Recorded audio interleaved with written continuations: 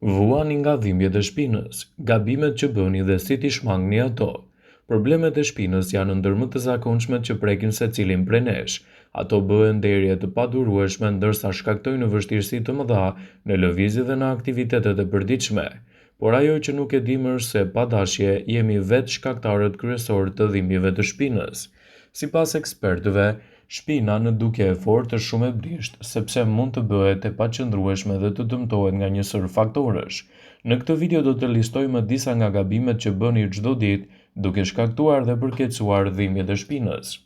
Mbajtja e çantave të rënda, sidomos në një rënkrah të pjesa më e madhe femrave, mund të deformojë shpinën. Gjithashtu është e rëndësishme të garantoni një shpërndarje të drejtë të peshave drejt shpinës suaj.